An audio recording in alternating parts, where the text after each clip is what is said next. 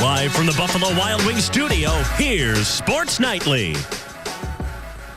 Welcome into Sports Nightly alongside my tag team partner Mark Kuntz. I'm Yaw Bonsu. And Mark, I don't care what sport it is, when you see Toledo versus Bowling Green on the calendar, you circle it, you mark it. That's the reason you wake up. That's the reason you commit to those schools. Let's get to these highlights. Well, we're talking softball I want to hype them up first. Well, let's get to it. Let's show, because we're 2 weeks away from the MAC softball tournament.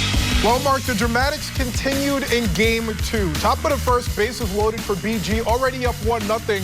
Peyton Steffes cracks one up the middle. It drops between 3 defenders. Cameron Kaufman and Taylor Barron score to make it 3-1 Falcons. Toledo added a run, and in the top of the second, Addie Martin, the fly ball to center. The sac fly draws in another run to make it 4-1 BG. The Falcons led by as many as 4 runs in this game, but in the bottom of the fourth, the comeback was on. Madison McKay just hits it fair.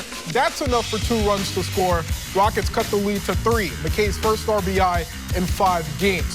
Bottom of the 6th, McKay again gets the bounce in center. Samantha Bolden scores. Toledo trails by 1. And later in the inning, bases loaded. Alexa Shepard, what do you got? The freshman lines one to right field. 2 runners score. After trailing 5-1, the Rockets went on to score 9 straight runs, including 8 in the 6th inning, to win 10-5.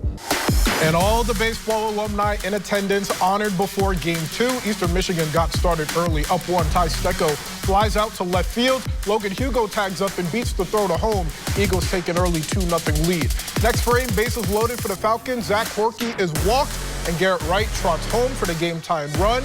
Caden Parker, next up, he grounds into a fielder's choice. Gavin Gannon scores the go-ahead run. Next batter, and the pitch is in the dirt. TJ Tackett easily scores from third.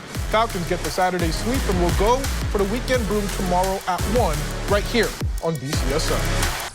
That was Nicole Weaving reporting, and clearly every runner in tomorrow's Glass City Marathon has a story. And for Jeremy Foffridge, he doesn't plan on running the half marathon for a medal or looking at the numbers, none of that, but rather to heal, because running saved his life.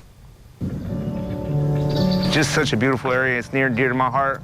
A lot of my dad's ashes I put in the water here. Don't tell nobody. For the first time since the fall, Jeremy Foffridge is back at Point Place Lighthouse. Oh, man. Yeah. He runs all over Toledo, but this place he knows all too well. I started running in 2016 right out here in Point Place. This has always been home to me. Like, if I'm having a rough day, I always come back to this space. Foffridge takes his near-decade running journey to the Glass City Marathon on Sunday, where he plans to run the half marathon. I run all year round because this sport, this outlet, gives a broken kid like me hope and optimism. At a young age, Foffridge was the victim of sexual abuse.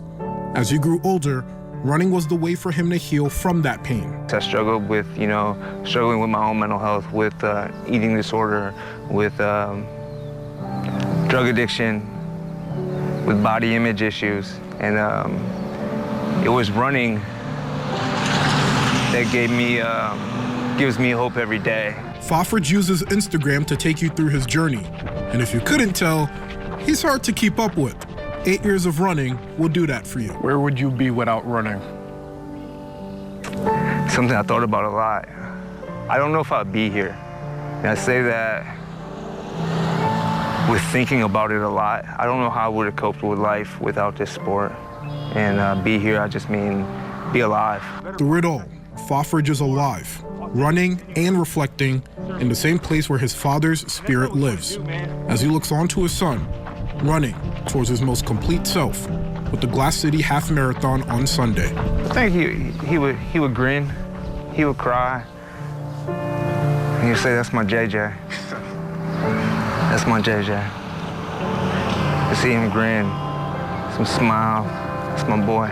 In Toledo, Yaw Bonsu, BCSN.